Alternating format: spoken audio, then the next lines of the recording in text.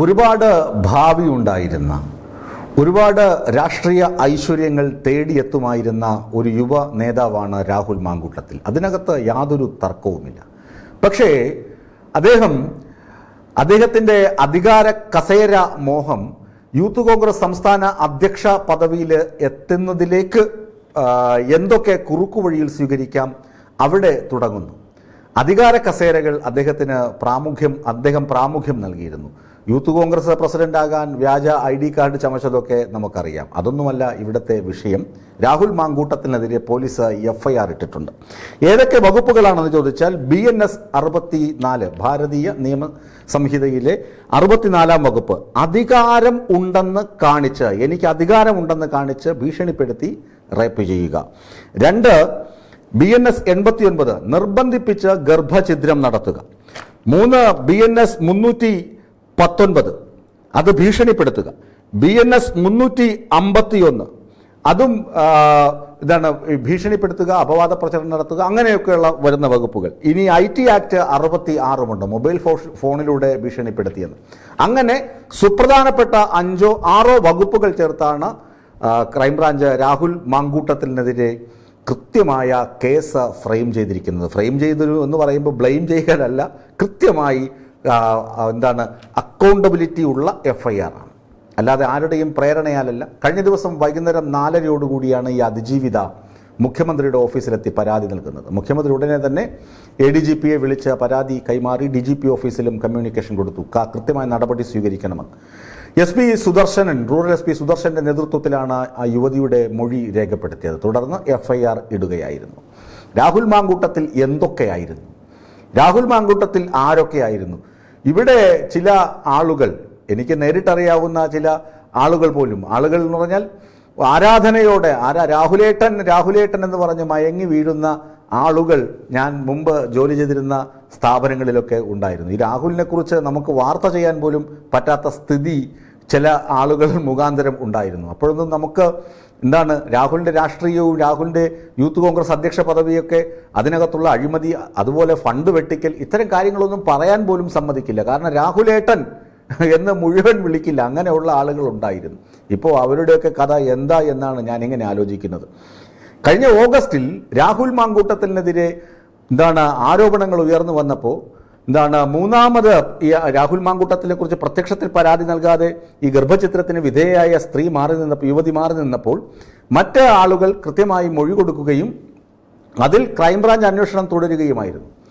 രാഹുൽ മാങ്കൂട്ടത്തിൽ കുറച്ച് ദിവസം ഒളിവിലൊക്കെ ആയിരുന്നിട്ട് അതിനുശേഷം വന്ന് അദ്ദേഹം പൊതുപ്രവർത്തന രംഗത്തൊക്കെ സജീവമായി.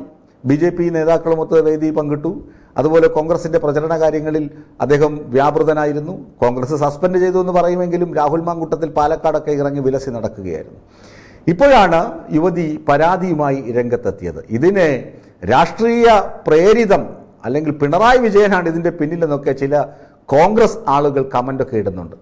അപ്പോൾ ഞാൻ തിരുവല്ലം ഭാസി എന്ന് പറയുന്ന മുതിർന്ന മാധ്യമപ്രവർത്തകൻ്റെ ഒരു ഫേസ്ബുക്ക് പോസ്റ്റ് വായിച്ചു. അദ്ദേഹം പറയുന്നു, പിണറായി വിജയൻ ഇതിൻ്റെ യാതൊരു ആവശ്യവുമില്ല. രാഹുൽ മാങ്കൂട്ടത്തിനേക്കാൾ എത്രയോ വലിയ ആളാണ്, എത്രയോ വലിയ മനുഷ്യനായിരുന്നു ഉമ്മൻചാണ്ടി.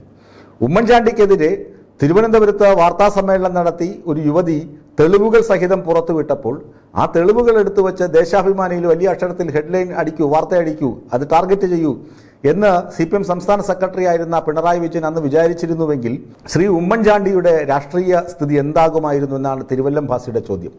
അതായത് രാഹുൽ മാങ്കൂട്ടത്തിൽ നിന്നൊരു ചെറുകിട നേതാവാണ്, വലുതായി വരുന്നതേ ഉള്ളൂ, മൂത്തു വരുന്നതേ ഉള്ളൂ. അതുകൊണ്ട് രാഹുൽ മാങ്കൂട്ടത്തിൽ നിന്നും പിണറായി വിജയൻ്റെ ടാർഗറ്റേ അല്ല.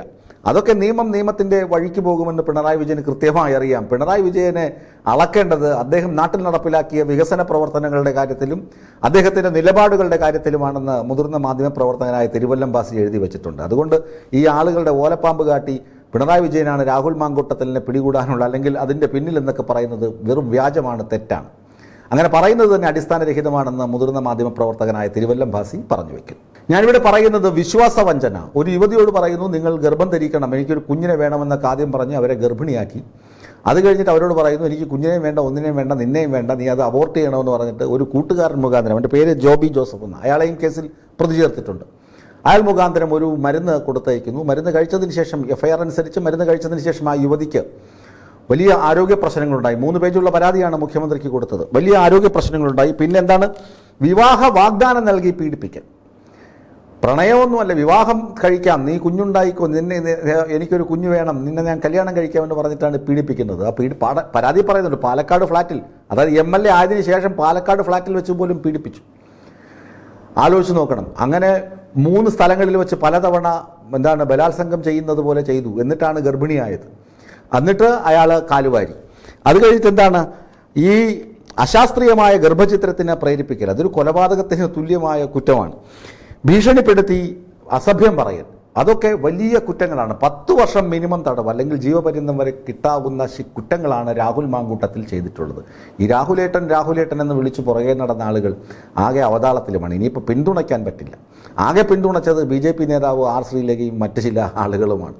ഏതായാലും രാഹുൽ മാങ്കൂട്ടത്തിൽ ഭാവിയുള്ള ഒരു യുവ നേതാവ് തന്നെയായിരുന്നു, അതിനകത്തൊന്നും തർക്കമില്ല. ഈ ഷാഫി പറമ്പിലും രാഹുൽ മാങ്കൂട്ടത്തിലുമുള്ള കോൺഗ്രസ് ദുർഗന്ധം വമിക്കുന്ന ഒന്നാണെന്നൊക്കെ കമൻറ്റുകൾ വരുന്നു. അതും വാസ്തവമാണ്.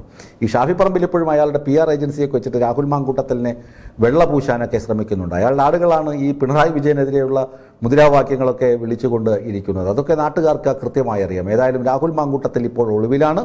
രാഹുൽ മാങ്കൂട്ടത്തിൻ്റെ വീടിന് പോലീസ് കാവലേർപ്പെടുത്തിയിട്ടുണ്ട്.